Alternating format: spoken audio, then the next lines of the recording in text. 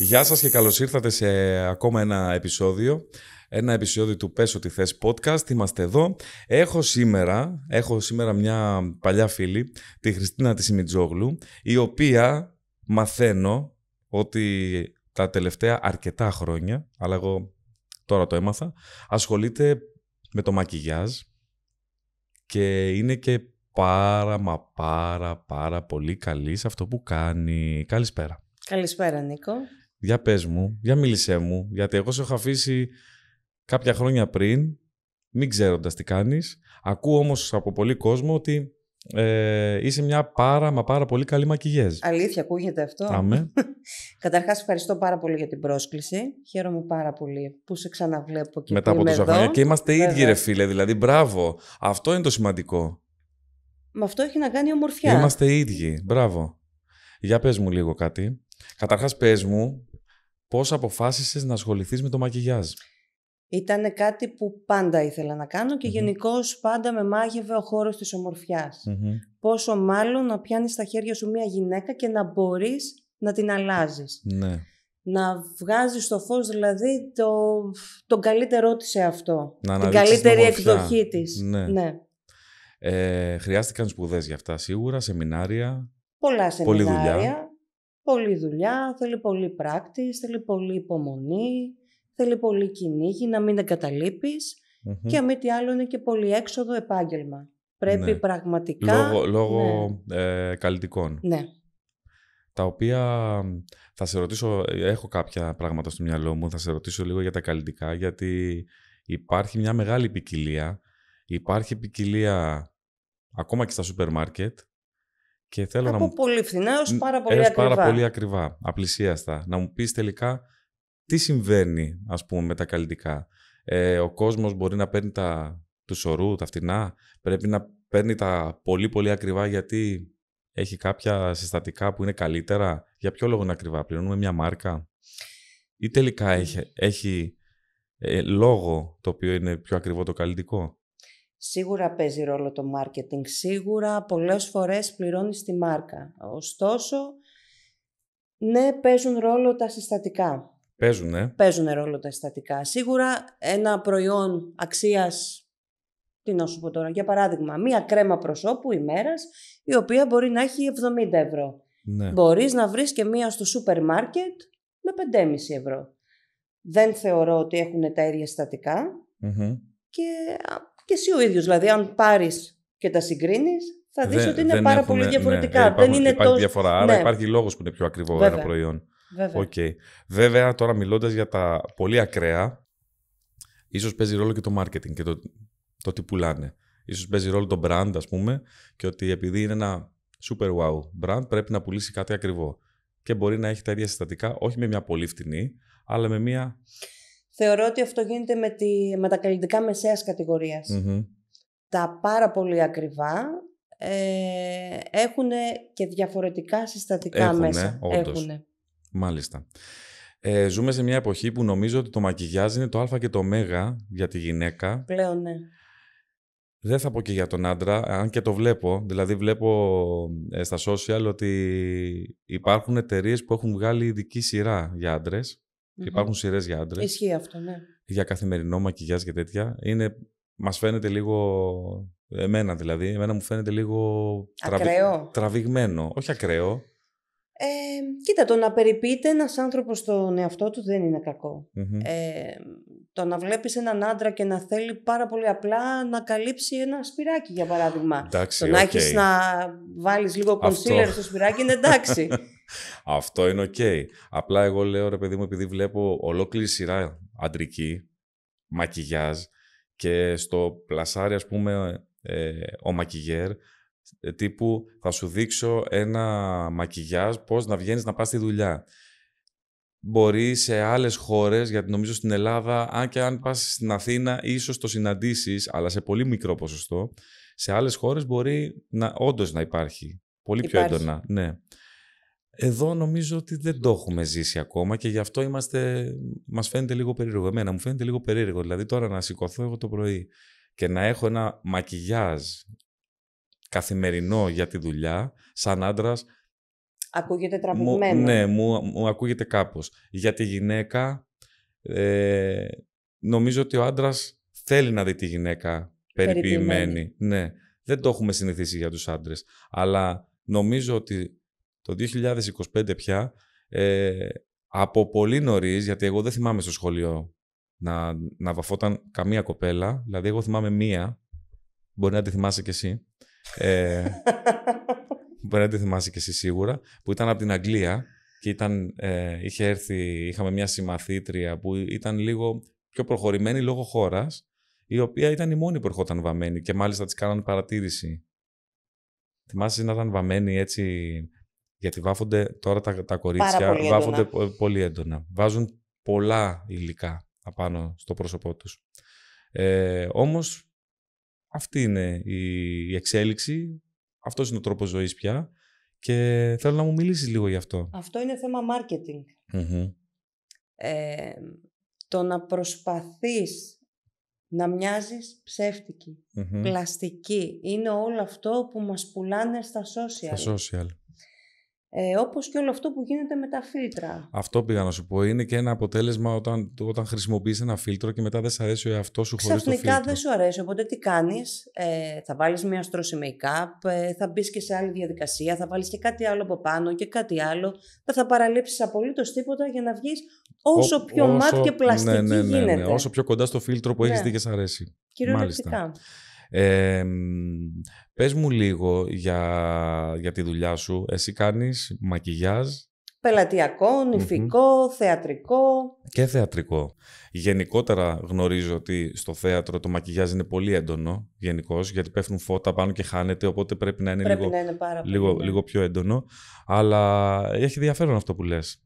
Άρα λοιπόν έχεις μπει σε ένα κύκλο που όλο και μεγαλώνει.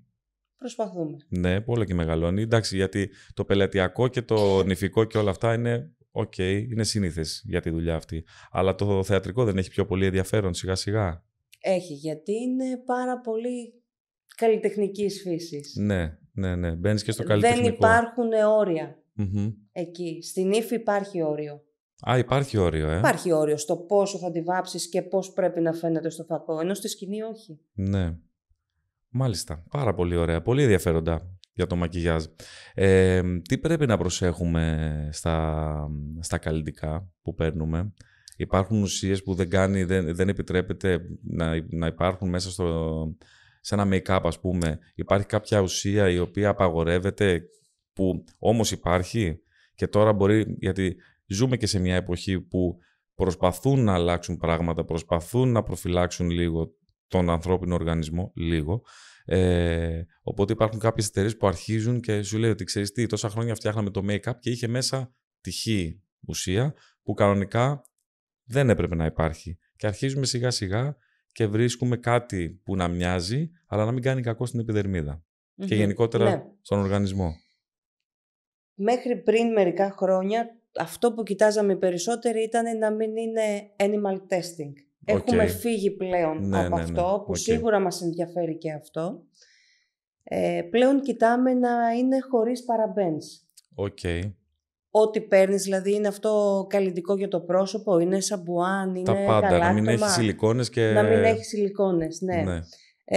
Πολυεθυλένιο, επίσης. Χρησιμοποιούνταν το πολυεθυλένιο μέσα σε καλλιτικά, Και ακόμα και τώρα. Μάλιστα. Και είναι πάρα πολύ καρκινογόνο. Υπάρχουν πάρα πολλά συστατικά τα οποία ο καθένας μας μπορεί να μπει στη διαδικασία να τα ψάξει στο ίντερνετ. Τα κυριότερα όμως είναι αυτά τα δύο. Φορμαλδεΐδη επίσης. Και στα καλλιτικά, Μάλιστα. Έχουν ξεκινήσει, βλέπεις εσύ που είσαι της δουλειάς, βέβαια νομίζω... Πολλά vegan πλέον. Πολλά vegan. Πολλά. Αυτό είναι τα ίδια. Δηλαδή, σε σύγκριση.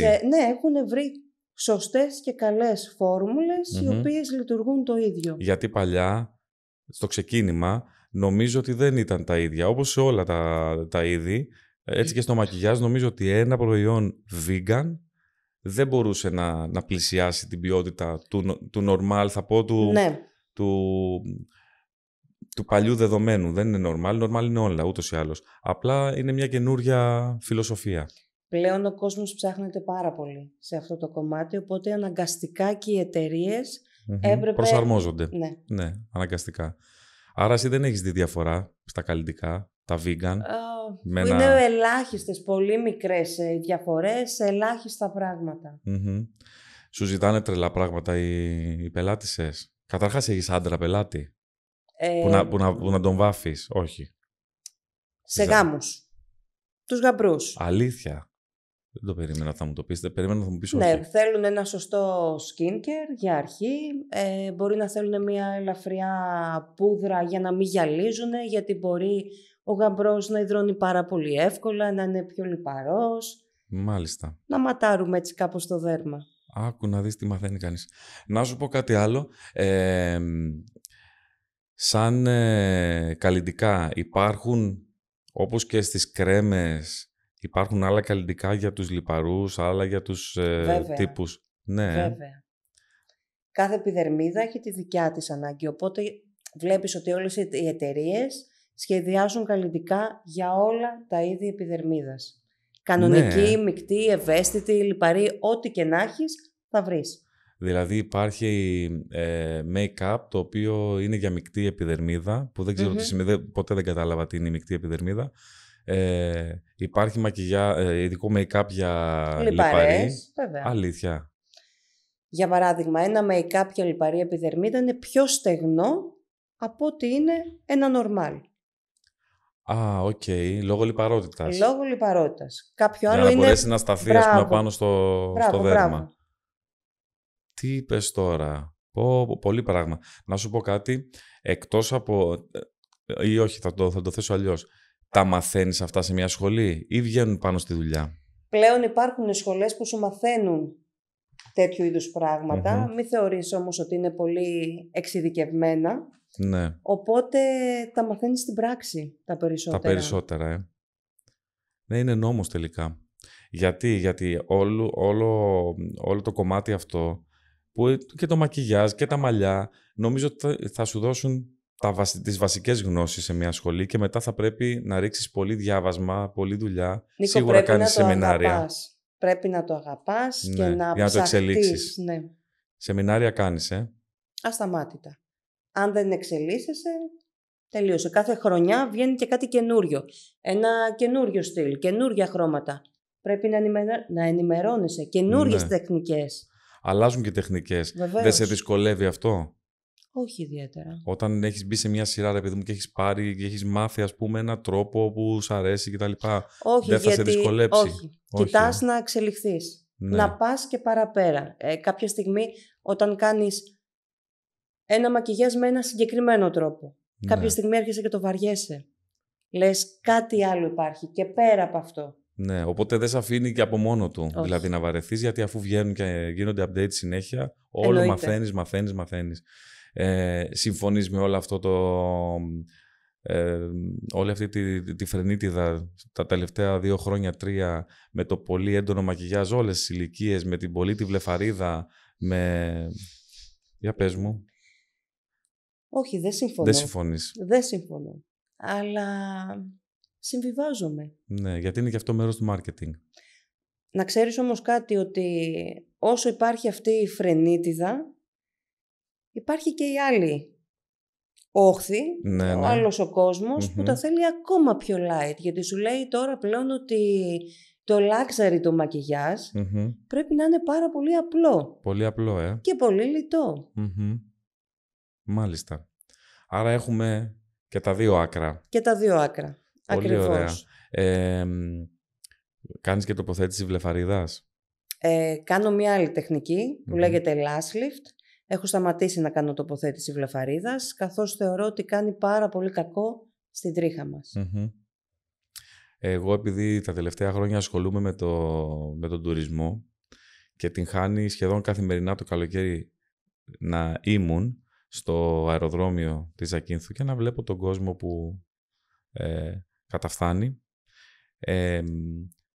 Νομίζω ότι με μεγάλη διαφορά η Αγγλία έχει τις περισσότερες γυναίκες οι οποίες από ένα σημείο και μετά νόμιζες ότι δεν είναι βλεφαρίδες αυτά, ότι είναι βουρτσάκια. Έχουν βάλει κάτι στα μάτια τους. Δεν είναι βλεφαρίδες σίγουρα. Εγώ το αποκαλώ τέντες. Είναι σαν μικρά βουρτσάκια. Δεν είναι υπερβολή αυτό? Είναι υπερβολή. Είναι θέμα στυλ. Ναι. Θεωρώ ότι οι Ελληνίδες σαν γυναίκες απέχουμε πάρα πολύ από τις Αγγλίδες. Είμαστε πολύ πιο μπροστά στο κομμάτι του στυλ. Δηλαδή, ναι, αν τις παρατηρήσεις, από την Αγγλία. Ναι, αν τις παρατηρήσεις, είναι μία κοψιά, ένα copy-paste. Ναι, γιατί τους λανσάρουνε, τους πουλάνε αυτό και... Έχουν π.χ. ένα ύφος βλεφαρίδας, όλες. Ναι. Ενώ στην ουσία δεν ταιριάζει σε όλα τα μάτια. Όχι, απλά τους το έχουν πουλήσει έτσι και σου λέει αυτό είναι, αυτό θα βάλουμε. Ενώ η Ελληνίδα θα έρθει και θα σου πει ότι ξέρεις κάτι, εγώ θέλω να βάλω βλεφαρίδα, αλλά θέλω να μου βάλεις λίγο στην άκρη ίσα για να ανασηκωθεί το βλέμμα. Η Αγγλίδα δεν το έχει αυτό. Ναι. Οπότε σαν Ελληνίδες, γενικώς οι μεσογειακοί λαοί το έχουν αυτό, ψαχνόμαστε πιο πολύ. Ναι. Θα συμφωνήσω γιατί σου λέω εγώ τώρα από την εμπειρία μου βλέποντας τον κόσμο που φτάνει από όλες τις χώρες, τις περισσότερες ευρωπαϊκές, σου είπα με μεγάλη διαφορά είναι η Αγγλία μπροστά στις βούρτσες, στις τέντες που λες και εσύ. Άλλοι λαοί, ναι, ήταν λίγο πιο normal. Πάντα όμως, δηλαδή τώρα, εγώ βλέπω ότι σχεδόν όλες οι γυναίκες θα έχουν κάνει κάτι στις βλεφαρίδες. Δεν ξέρω αν, δεν είμαι ειδικός για να πω ότι αυτό που έχει κάνει είναι προσθετική ή έχει φτιάξει τις δικές της βλεφαρίδες ή δεν ξέρω τι μπορεί να έχει κάνει. Πάντως τώρα, εγώ δεν θυμάμαι τα παλιά τα χρόνια να ήταν. Παλιά θυμάμαι το μακιγιάζ, το make-up ας πούμε, που μπορεί να κάποιο μολύβι και τα λοιπά και μέχρι εκεί. Τώρα όμως, όσο πάει και βέβαια, επειδή έφτασε νομίζω στο πικ του, το χτύπησε το πικ και τώρα συμβαίνει το αντίθετο, αυτό που είπες. Ότι σιγά σιγά τώρα, ας πούμε ανακοινώνονται από τα social ότι σιγά σιγά αρχίζουμε και κόβουμε τα φίλτρα για να γνωρίζονται μεταξύ τους. Γιατί πια είμαι υπέρ αυτού. Απογοητεύεσαι. Συναντάς κάποιον στον δρόμο και τον βλέπεις ζωντανά και λες αποκλείεται, δεν είναι δυνατόν. Και αν μη τι άλλο κάνει κακό και στα παιδιά. Στα νέα τα παιδιά που χρησιμοποιούν τα social είναι ό,τι χειρότερο. Ναι, γιατί παρουσιάζουν μια άλλη εικόνα. Και να σου πω τώρα, εσύ πες μου λίγο τον τρόπο με τον οποίο πρέπει κάποια γυναίκα και άντρας μπορεί, ποια είναι η σωστή σειρά για να βαφτεί και να ξεβαφτεί. Γιατί και αυτό είναι σημαντικό. Δεν είναι σημαντικό? Είναι το πιο σημαντικό το ξέβαμα. Η σωστή σειρά τώρα για να βαφτείς είναι ένα θέμα που ο καθένας θα κρίνει από μόνος του. Όμως, πάντα πρέπει να υπάρχει μια σωστή βάση. Δηλαδή ένα καθαρό πρόσωπο, ενυδατωμένο πρόσωπο. Δεν μπορείς εσύ να έχεις, να μην πίνεις νερό καθόλου για παράδειγμα και να είναι το δέρμα σου πάρα πολύ στεγνό και να θέλεις να βάλεις make-up. Το make-up εννοείται ότι θα σπάσει επάνω στο δέρμα σου. Άκου τι μαθαίνει. Θα φαίνονται και όμως θα φαίνονται και οι ρητίδες πιο πολύ, πιο έντονα. Τώρα, σειρά πραγμάτων το κρίνει ο καθένας. Ένας επαγγελματίας δεν μπορεί να σου πει ποια είναι η σειρά των πραγμάτων. Δηλαδή θα ξεκινήσεις, θα βάλεις με ενυδατική κρέμα, θα βάψεις τα μάτια σου πρώτα, μετά θα πας να βάλεις το make-up σου, την πούδρα σου, το ρου σου κτλ. Ναι. Το κυριότερο όμως είναι το ξέβαμα. Πώς θα βγει όλο αυτό το πράγμα. Όλος αυτός ο στόκος που λέμε. Πολλές γυναίκες προτιμούν την πιο εύκολη και γρήγορη λύση, η οποία είναι τα μαντιλάκια καθαρισμού. Για μένα δεν θα έπρεπε καν να βρίσκονται στα ράφια. Δεν θα έπρεπε να υπάρχουν, όχι.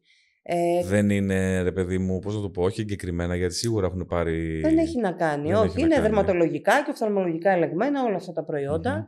Έχει να κάνει ότι καθαρίζουν πάρα πολύ επιφανειακά. Ναι. Το δέρμα μας έχει πόρους. Οπότε, αν καθαρίζεις απλά επιφανειακά το δέρμα σου, το μόνο που καταφέρνεις είναι να το κάνεις να ασφικτιά, γιατί ο πόρος παραμένει γεμάτος. Μάλιστα, οπότε δεν γίνεται βαθύς καθαρισμός ουσιαστικά. Αυτό ακριβώς. Καλό είναι να χρησιμοποιούμε ένα διφασικό υγρό, δηλαδή, σου λέω. Διφασικό. Λοιπόν, είναι νεράκι και λάδι, το οποίο το ανακατεύεις, ξεβάφεσαι, αλλά μετά πρέπει εννοείται ότι να σαπουνίσεις το πρόσωπό σου για να το καθαρίσεις καλά.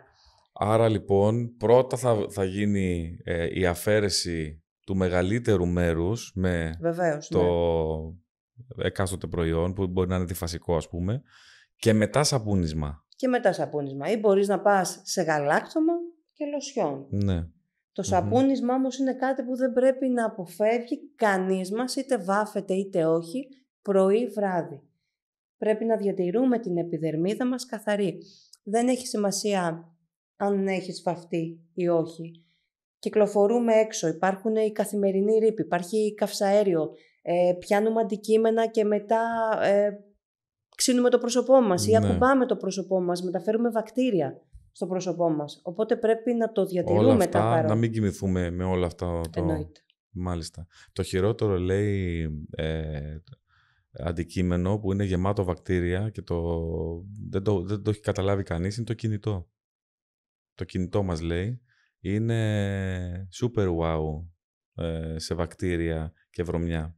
Λόγω του ότι έχει να κάνει με το χέρι και ό,τι έχουμε πιάσει, μονίμως έχουμε το κινητό στο χέρι. Κανείς δεν απολυμμένει το κινητό ποτέ. Απολυμμένουμε τα χέρια μας και πιάνουμε το κινητό. Ισχύει αυτό, ναι. Το οποίο κινητό το έχεις πιάσει έχοντας πιάσει πριν και θα πιάσεις και μετά. Και μονίμως θα απολυμάνεις τα χέρια σου. Έχεις απολυμάνει το κινητό σου? Εγώ ποτέ. Όχι, μόνο όταν γεμίζει πάρα πολύ make-up και πρέπει να το καθαρίσω. Άρα λοιπόν, το α και το ω είναι το ντεμακιγιάζ. Ναι. Δεν αισθάνεσαι μετά, δεν θλίβεσαι που χαλάς όλο αυτό που έχεις φτιάξει? Εσύ σαν μακιγιέζ. Πλέον το έχω συνηθίσει. Γιατί δεν μου κάνει εντύπωση. Εγώ θα στενοχωριόμουν να έχω κάνει ένα πολύ ωραίο μακιγιάζ και μετά να το χαλάω. Στην αρχή στενοχωριόμουν, αλλά πλέον δεν με νοιάζει πραγματικά. Ναι. Δηλαδή μου αρέσει να βλέπω και το πρόσωπό μου καθαρό μετά. Ναι, οκ. Για τα φυτικά καλλιτικά, εσύ χρησιμοποιείς φυτικά? Και φυτικά και μη φυτικά. Και είμαι υπέρ. Των φυτικών. Ναι, πλέον κυκλοφορούν πολλά προϊόντα φυτικά και είναι πάρα πολύ καλά. Ναι, αυτό ήθελα να σε ρωτήσω, γιατί παλιά μπορεί να υπήρχε ένα φυτικό και εκατομμύρια μη.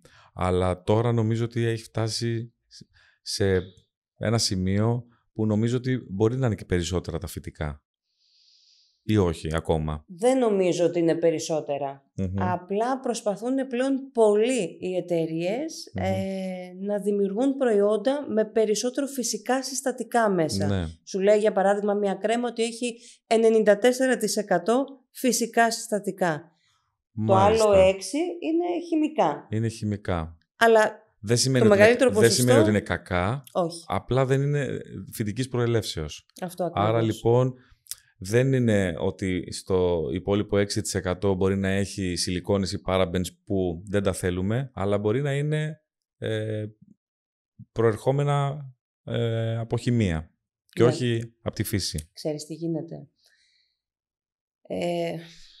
Μαθαίνουμε και στα χημικά προϊόντα. Συνηθίζει και ο οργανισμός μας. Ωστόσο, αν μαθαίναμε όπως οι Κορεάτισσες να προσέχουμε τον εαυτό μας, το σώμα μας και το πρόσωπό μας από πολύ μικρή ηλικία, θα διατηρούσαμε τα πρόσωπά μας πάρα πολύ καθαρά. Ναι. Και το φυτικό το προϊόν θα δούλευε άψογα επάνω μας. Όταν λοιπόν δεν προσέχουμε τον εαυτό μας και ξαφνικά θυμόμαστε στα 35 μας ή στα 40 μας ότι ήρθε η ώρα να φροντίσω τον εαυτό μου. Να βάλω μια κρέμα. Εκεί που βαφόμουν και δεν ξεβαφόμουν και έπεφτα για παράδειγμα για ύπνο έτσι και ξύπναγα το πρωί με το μακιγιάζ, μπουκωμένο όλο το δέρμα. Ναι. Και το έκανα επί χρόνια, γιατί είναι πολλές γυναίκες που το κάνουν αυτό. Ξαφνικά το φυτικό δεν θα σε βοηθήσει. Ναι. Θες κάτι πιο δραστικό. Θέλεις κάτι πιο δυνατό, ναι. Ωστόσο, δεν πάβει να είναι χημικό. Το λέει και η λέξη. Ναι. Οι Κορεάτισσες τώρα που είπες, γίνεται χαμός στα social με τα κορεάτικα προϊόντα. Ναι. Και πραγματικά αν δεις τις Κορεάτισσες, λες αποκλείεται. Παίζουν ρόλο τόσο πολύ τα καλλιτικά ή παίζει ρόλο το ότι μπορεί να ξεκινάνε στα 15 τους, ας πούμε στα 18 τους, δεν ξέρω πότε ξεκινάνε να φροντίζουν τον εαυτό τους. Από παιδιά. Βέβαια, νομίζω ότι έχουν να κάνουν πολλά πράγματα. Γιατί εμείς ζούμε σε μια χώρα που έχει πολλά καλά, πάρα πολλά καλά. Έχει και κάποια άσχημα. Δεν μιλάω για τα πολιτικό τέτοια. Θα μιλήσω για τη διατροφή μας που έχει το ελαιόλαδο, το οποίο ναι είναι καλό, αλλά δεν είναι και τόσο τελικά. Πανμέτρον άριστο. Ναι. Νομίζω ότι οι Κορεάτες και γενικώς οι Ασιάτες τρέφονται λίγο καλύτερα από μας. Ισχύει από αυτό. μένα σίγουρα. Μήπως παίζει ρόλο και αυτό με τους Κορεάτες? Πέρα ότι είναι στο DNA τους, γιατί παίζει και αυτό ρόλο, εννοείται ότι παίζει η διατροφή. Ναι. Το μέγιστο. Το τι τρώμε. Κάποια στιγμή είχε βγει και το σλόγγαν... Είμαστε ό,τι τρώμε. Είμαστε ό,τι τρώμε, ναι. Ναι, το θυμάμαι αυτό. Εάν σταματήσεις να τρως λιπαρά, υδατάνθρακες, σοκολάτες, ζάχαρες, μακαρόνια... Πώς θα σταματήσεις? Θα δεις, εκτός ότι θα δεις τρομερή διαφορά στο σώμα σου, θα δεις και στην ποιότητα του δέρματός σου. Παίζει το ρόλο του, Εννοείται. Εντάξει, βέβαια, νομίζω ότι όσον αφορά τους Κορεάτες παίζει μεγάλο ρόλο και το καλλιτικό τους. Δηλαδή, οι τύποι έχουν ρίξει δουλειά πολύ. Αλλά σου είπα ότι από παιδιά ξεκινάνε και προσέχουν τον εαυτό τους και το πρόσωπό τους. Κάτι που εμείς δεν κάνουμε. Εγώ δεν θυμάμαι να υπάρχει ποτέ πουθενά κάτι. Αυτό ακριβώς. Ναι, σαν οδηγία δηλαδή, τίποτα. Τα τελευταία χρόνια νομίζω ότι ακόμα και... Εγώ δεν θυμάμαι στο δημοτικό, ας πούμε, να μας είπαν πώς να πλένουμε τα χέρια μας. Ποτέ, τίποτα. Δηλαδή, τώρα έχουν ξεκινήσει τα τελευταία χρόνια και λίγο βάζουν τα παιδάκια και μαθαίνουν να πλύνουν χέρια πιο καλά και πάνω και γύρω-γύρω κτλ. Νομίζω ότι έπαιξε μεγάλο ρόλο και ο COVID μέσα σε αυτό. Μεγάλο, τεράστιο ρόλο. Νομίζω ότι αν δεν είχε έρθει όλο αυτό, αυτή η διετία, δεν θα είχαν αλλάξει πολλά πράγματα. Και το α και το ω είναι η προσωπική υγιεινή. Ναι. Που έχει να κάνει, λες εσύ τώρα. Όλο αυτό δηλαδή συνδέεται, είναι ένα κομμάτι μεγάλο. Και η διατροφή παίζει τόσο μεγάλο ρόλο. Έχεις μπει ποτέ σε διαδικασία να κάνεις διατροφή? Εγώ? Φτιάξε καφέ να στα πω. Πάρα πολλές φορές. Οπότε, τι αλλαγές βλέπεις? Δεν κοίταζα το πρόσωπό μου. Ποτέ. Βλέπεις όμως το σώμα σου. Ναι. Το σώμα γενικώς, είτε αυτό είναι τα ζωτικά μας όργανα, είτε το πρόσωπό μας, είναι ένας ζωντανός οργανισμός. Εννοείται, ναι. Οπότε υπάρχουν αλλαγές. Λες σε κάποιον που έχει ακμή, σταμάτα να τρως σοκολάτα και ζάχαρη, να φύγουν τα σπηριά. Γιατί? Εγώ είχα τεράστιο πρόβλημα με την ακμή στο παρελθόν. Μέχρι, δεν θυμάμαι τώρα πόσο χρονών ήμουν. Εφηβική ακμή. Εφηβική ακμή, να κάνω ένα μπρόχιο προϋπολογισμό, να βάλω κάτω τα χρόνια, για να σου πω ότι εμένα μου ξεκίνησε από τα 12, ας πούμε, 12-13, μέχρι και 20, αυτά είναι 18-19, πολύ χάλια, με θεραπείες, με επισκέψεις σε νοσοκομεία, στο Συγκρό και τα λοιπά, με θεραπείες που δεν τις έκανα, με βαριές θεραπείες, τα χάπια, τα λοιπά, που θα ξεφλουδίσουν το πρόσωπο και. Ναι, ακόμα τα κάνουν, να ξέρεις. Με πολλές βέβαια τότε, γιατί ήταν και άλλες οι εποχές, με πολλές παρενέργειες που μπορεί, δηλαδή τότε σου έλεγε ότι υπάρχει μια θεραπεία, δεν σου έλεγε πολλές λεπτομέρειες, σου έλεγε υπάρχει μια θεραπεία που θα ξεφλουδίσεις 3 φορές το σύνολο και θα βγει το σωστό το δέρμα, θα κάνει ανάπλαση κτλ. Αλλά, σου λέγει, υπάρχουν πάρα πολλές παρενέργειες άσχημες, οι οποίες δεν το ξέρουμε αν θα έρθουν σε σένα, αλλά μπορεί. Και ξεκίνησε τότε ο γιατρός και μου έλεγε, μπορεί να μην ψηλώσεις. Αν, ας πούμε, είσαι στην ανάπτυξη, υπάρχει ένα ενδεχόμενο να μην πάρεις αυτούς τους 5, 7, 10, 2 πόντους όσους είναι να πάρεις, μπορεί να μην τους πάρεις. Ή μπορεί να σου πειράξει το σηκώτη σου γιατί είναι πολύ βαριά τα χάπια και πάει λέγοντας. Εγώ λοιπόν τότε με πήγε 3 για 1 και λέω δεν θα τα κάνω. και ας γίνει ό,τι γίνει. Ξέρεις πότε σταμάτησε η ακμή να βγαίνει? Δεν ξέρω αν ήταν ανθυποβολή. Εγώ εδώ και χρόνια, δεν θυμάμαι, πού να τα μετρήσω, μπορεί να είναι και 20. Μπορεί να είναι και 20. Έκανα τηλεόραση. Ξεκίνησα δειλά-δειλά να κάνω τηλεόραση. Με φωνάξανε σε ένα τοπικό κανάλι να κάνω τηλεόραση.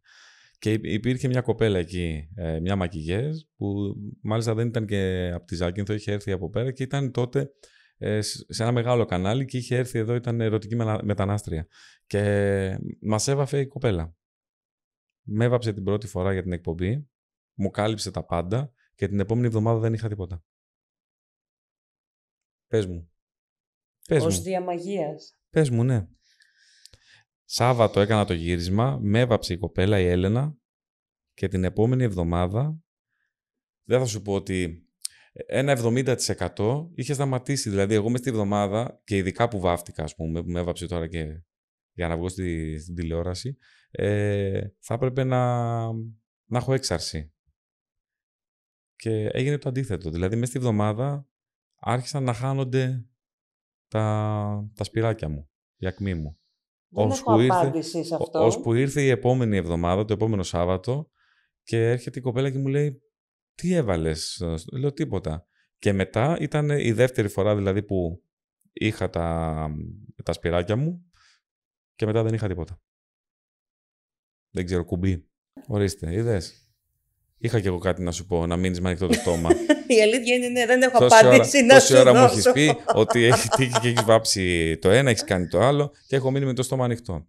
Επίσης θα σου πω τώρα που το θυμήθηκα, ότι λόγω επαγγέλματος της νύχτας εγώ κάποια στιγμή βρέθηκα με έναν μακιγέρ σε μια πάρα πολύ μεγάλη εταιρεία, από αυτές που είναι λίγο τζιζ οι τιμές τους,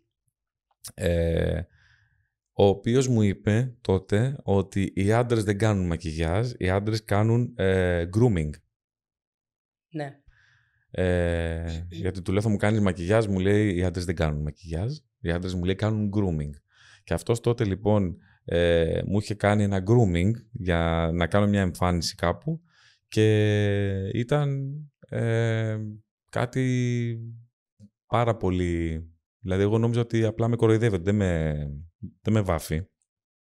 Λέω κάτι, τίποτα, σαν κρέμα και κάτι πολύ ελαφρύ και τα λοιπά. Ήταν να κάνω μια εμφάνιση σε ένα γκαλά, ας πούμε, και μου είπε θα σου κάνω ένα grooming. Ήταν η πρώτη φορά που συνεργάστηκα με κάποιον για να κάνω μια εμφάνιση, ας πούμε, αλλά ήταν τότε τα πράγματα της εταιρείας και τα λοιπά. Και μου κάνει ένα grooming. Ισχύει αυτό για το grooming, Ισχύει. Και είναι σαν και αυτό που σου είπα για τους γαμπρούς. Ναι, άρα στους γαμπρούς κάνεις και grooming. Και grooming, ναι. Πάρα πολύ ωραία. Σε σχέση με όταν ξεκίνησες, θα μου πεις τώρα τι με ρωτάς, σίγουρα έχει αλλάξει. Ήθελα να σε ρωτήσω πώς ήταν το μακιγιάζ γενικότερα όταν ξεκίνησες και όταν εσύ άρχισες να ασχολείσαι με το μακιγιάζ και σε τι φάση είναι τώρα, πώς συγκριτικά. Δηλαδή και σε χρώματα και σε τονικότητα και σε... Αλλάζουν οι τεχνικές. Αλλάζουν τεχνικές. Οι τεχνικές. Τώρα για τα χρώματα παίζει ρόλο πάντα τι είναι της μόδας. Ναι. Κάθε χρόνο. Ωστόσο, το πελατειακό, το μακιγιάζ παραμένει πελατειακό. Πελατειακό. Δεν αλλάζει. Όχι, δεν αλλάζει. Όπως και το νηφικό. Όπως και το νηφικό, ναι. Βέβαια, τα τελευταία χρόνια βλέπεις ότι υπάρχουν και πιο extreme νύφες. Δηλαδή, η νύφη, γενικώς όπως τη φανταζόμαστε, ένα πολύ κομψό, απαλό μακιγιάζ που να τη γλυκαίνει, να έχει αυτό το πριγκιπέ. Ναι. Καταλαβαίνεις. Λοιπόν, υπάρχουν όμως νύφες πλέον που θέλουν να είναι πιο extreme, δηλαδή με full eyeliner, πιο σκιστό μάτι, θέλουν να δείχνουν πιο sexy, όπως έχουν αλλάξει βέβαια και τα φορέματα, έτσι. Ναι. Για να είναι όλο το look αντίστοιχο. Να σε ρωτήσω κάτι που άμα θες το απαντάς. Οι παρεμβάσεις, οι αισθητικές και οι επεμβάσεις και τα ενέσιμα και όλα αυτά που γίνονται τώρα και που γίνονται σε πολύ μεγάλο βαθμό, σου δημιουργούν πρόβλημα στη δουλειά ή σε διευκολύνουν? Ή είναι εξαρτάται το πρόσωπο και τι έχει κάνει η κάθε μία? Σε γενικές γραμμές με διευκολύνουν. Ωστόσο, Δεν μιλάμε για ακραία πράγματα, παρατραβηγμένα.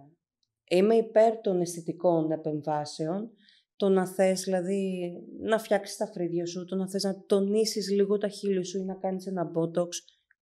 Δεν τα βρίσκω καθόλου αφύσικα. Ίσα ίσα που βοηθάει και στην ψυχολογία της γυναίκας, γιατί αισθάνεται πιο όμορφη. Και έτσι κάνει και τη δουλειά μου πιο εύκολη. Αυτό, ναι, γι' αυτό σε ρωτάω. Το μόνο σίγουρο. Τώρα για οι ακραίες περιπτώσεις, ναι, σίγουρα θα με δυσκολέψουν. Αν δηλαδή μια γυναίκα, επειδή έτσι γουστάρει, που δεν είμαι υπέρ, γιατί έχω γνωρίσει και πλαστικούς χειρουργούς, πάει σε ένα πλαστικό και τη συμβουλεύσει ο πλαστικός και της πει ότι ξέρεις τι, μην το κάνεις αυτό, θα χαλάσεις τα ζυγωματικά σου, ας πούμε. Και αυτή του πει όχι, γιατί εγώ έχω δει την τάδε ηθοποιό ή αυτό ξέρω εγώ, που μπορεί η τάδε ηθοποιός να τα έχει τα ζυγωματικά τα συγκεκριμένα και να μην τα έχει φτιάξει. Και ο άλλος για να πάρει τα λεφτά, γιατί τώρα πια ζούμε και σε αυτή την εποχή, σου λέει ο άλλος δεν θα σε προφυλάξω άλλο, δεν θα σου πω όχι, δεν το κάνω, θα στο κάνω. Εσένα δεν σου δημιουργεί πρόβλημα στην αναλογία του προσώπου? Εννοείται. Μου έχει τύχει με χείλη αυτό. Ναι. Να έχω νύφη από την Αγγλία, η οποία είχε βάλει τόσο πολύ ιαλουρονικό σε σημείο που είχε παραμορφωθεί το στόμα και δεν μπορούσες της, να τις φτιάξεις τα χείλη. Και δεν μπορούσα να τα κάνω ίσια. Δηλαδή το έφερνα το μολύβι, έσβηνα, ξανάβαζα, ξανά και ξανά. Η κοπέλα το πήρε χαμπάρι. Ναι. Μου είπε το ξέρω ότι σε δυσκολεύω. Είχα το εξής ατύχημα. Ναι, έβαλα πολύ. Μου είπε ο γιατρός να μην βάλω. Εγώ ήθελα, αλλά επέμενα. Μου άρεσε. Ναι, τα κλασικά. Ωστόσο και αυτά τα χείλη έχουν μια συγκεκριμένη χωρητικότητα μέσα. Δεν μπορείς δηλαδή. Δεν μπορείς να τα κάνεις τούμπανο. Κι όμως η κοπέλα τα κάνουν. Ναι, παραμορφώθηκε. Ισχύει ότι όταν η γυναίκα μεγαλώνει πρέπει να βάφεται λιγότερο? Ισχύει. Ναι. Αυτό δεν αλλάζει. Όχι, και με βάση την εποχή. Όχι, δεν αλλάζει και το βλέπω και στον εαυτό μου. Σίγουρα είναι θέμα γούστου όλο αυτό. Βλέπεις και κυρίες 50 και 60 και είναι βαμμένες στο full. Ναι. Και τις χαίρομαι που τις βλέπω, γιατί σου λέω ότι εμένα έτσι μ' αρέσει. Και οι περισσότερες το υποστηρίζουν μάλιστα. Από την άλλη, αυτό που βλέπω στον εαυτό μου, ότι μεγαλώνοντας αποκτάμε ρητίδες, σπασιματάκια, γίνεται και το στυλ μας πιο λιτό. Ναι. Οπότε δεν μπορείς να κυκλοφορείς σαν τον καρνάβαλο από το πρωί, βαμμένη και παστομένη. Τι είναι αυτό που αλλάζει και δεν πρέπει στο πρόσωπο και δεν πρέπει η γυναίκα να... Το δέρμα μας. Το δέρμα, Το δέρμα, ναι. Δηλαδή μετά τονίζεται περισσότερο η ρητίδα με το make-up, ας πούμε, σπάει, τι γίνεται? Δεν έχουμε την ίδια φρεσκάδα, δεν είναι τόσο σφριγγυλό και δεμένο το δέρμα. Ναι, οπότε γι' αυτό προτείνουν όλοι, σου λέει ας πούμε ότι μετά τα 50 μην πολύ βάζεις make-up. Ναι. Μάλιστα. Δηλαδή και εγώ τώρα στα 42 μου δεν βάζω matte make-up, αποφεύγω να βάλω και αν θα βάλω θα είναι κάτι πάρα πολύ ελαφρύ. Μόνο σε πολύ ιδιαίτερες περιπτώσεις θα κάτσω να βαφτώ πλήρως. Ναι. Γιατί φαίνεται άσχημο, λες, μετά. Δεν μου αρέσει και εμένα ίδια που το βλέπω στον εαυτό μου, δηλαδή όταν θα χαμογελάσω, που έχω αρχίσει κάνει... και θα σπάει. Ναι, σπάει το make-up εκεί και δεν φαίνεται ωραίο, ίσα που κάνει τη ρητίδα να φαίνεται πιο έντονα. Ακόμα πιο έντονη. Μάλιστα. Πάρα πολύ ωραία, πολύ ενδιαφέροντα. Αυτό δεν νομίζω ότι σταματάει πουθενά, το μακιγιάζ. Όχι, δεν νομίζω ότι έχει όριο. Ούτε η περιποίηση του προσώπου, όπως δεν σταματάμε και οι γυναίκες. Ναι. Σου έχουν ζητήσει κάτι που να μην μπόρεσες να το κάνεις ή που να μην συμφωνούσες, αλλά δηλαδή κάτι πολύ extreme? Που να μην μπόρεσα, όχι. Που να μην συμφωνώ, ναι. Το έκανες?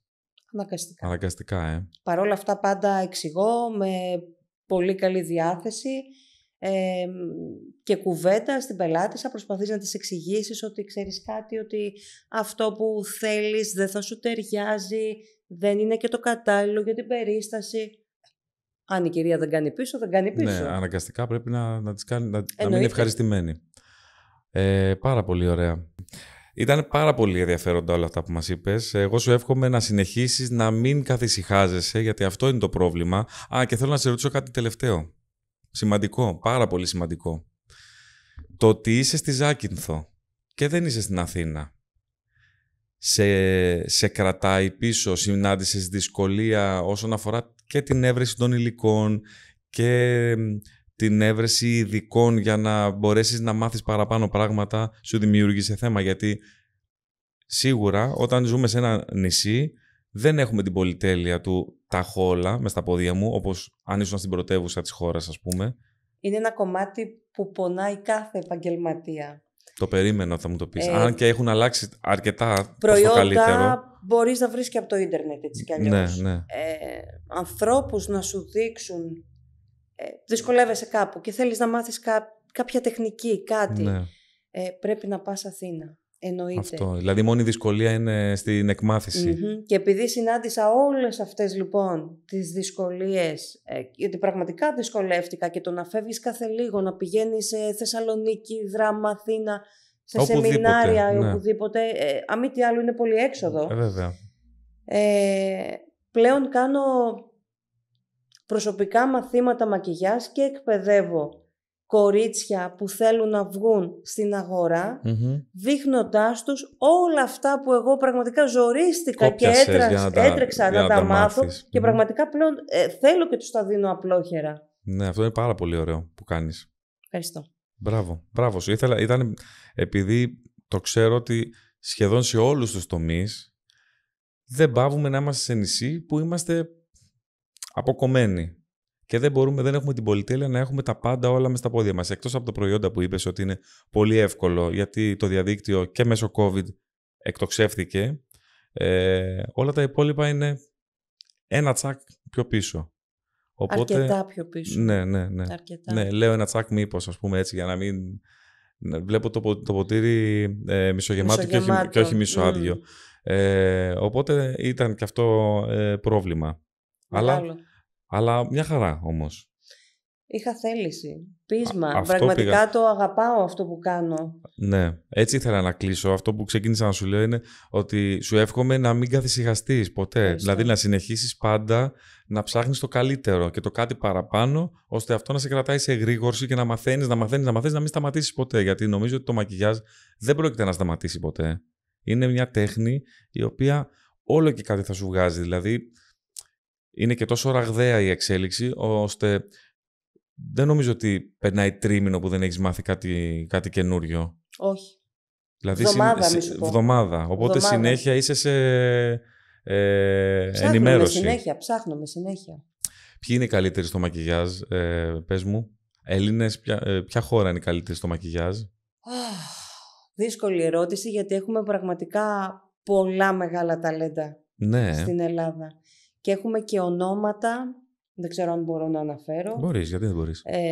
Γιώργος Κεραμίδας, Άννα Μπαλαντίνου, οι οποίοι έχουν βγει και στο εξωτερικό, δηλαδή πλέον τους εμπιστεύονται οι εταιρείες, παγκόσμιες εταιρείες. Ναι. Έχουμε πολλά ονόματα. Ανέφερα 2. Ναι. Είμαστε πολύ καλοί στο μακιγιάζ στην Ελλάδα. Επίσης, Ντουμπάι. Μάλιστα. Έχει φύγει πολύ μπροστά. Ναι. Και Ανατολικό μπλοκ. Όσον αφορά τις τεχνικές. Ναι. Ρωσία, Πολωνία είναι top. Μάλιστα. Δεν ήταν παλιά. Νομίζω ότι πιο πολύ έπαιζε Αμερική. Είναι πιο παλιά. Η Αμερική είναι σε άλλο κομμάτι. Η Αμερική είναι πολύ μπροστά σε νύχια, για παράδειγμα. Ναι. Στην τεχνική, τα υλικά παραμένουν τα ίδια γενικότερα. Στην Αμερική κάνουν νύχια ακριλικό από το 60. Wow. Όπως το lash lift που κάνω, το κάνουν από τη δεκαετία του 60. Το lash lift τι είναι? Είναι μια τεχνική ανόρθωσης βλεφαρίδας. Τη φυσική της ήδη υπάρχουσας. Της ήδη υπάρχουσας, ναι. Μάλιστα. Δεν προσθέτεις τίποτα ξένο. Μάλιστα. Και κάνεις ανόρθωση στη βλεφαρίδα. Για να γίνει πιο έντονη, ας πούμε. Γίνεται πιο έντονη, γίνονται καμπυλωτοί. Είναι σαν να έχεις βάλει μάσκαρα. Και για 1 μήνα ξυπνάς έτσι. Μια χαρά, πολύ ωραία. Δεν έχει επιπτώσεις αυτό στην τρίχα. Αν η τεχνήτρια είναι σωστή και κρατάει τους χρόνους και όλα, όχι, δεν υπάρχει καμία βλάβη. Μάλιστα. Ωραία, τα μάθαμε όλα όσα μπορούσαμε να μάθουμε μέσα σε ένα podcast. Σε ευχαριστούμε πάρα πολύ. Να είστε καλά, εγώ ευχαριστώ. Εγώ δεν θα σου πω ότι τα μάθαμε όλα. Εγώ θα σου πω ότι θα σε περιμένω πάλι να μου πεις σε χρονικό διάστημα τα επόμενα νέα σου. Εδώ θα είμαι. Ήταν η Χριστίνα Ισημιτζόγλου. Σε ευχαριστούμε πάρα πολύ και θα σου πω στο επανειδήν, λοιπόν. Ευχαριστώ πάρα πολύ. Χάρηκα πάρα πολύ που και εγώ πάρα πολύ. Ευχαριστούμε.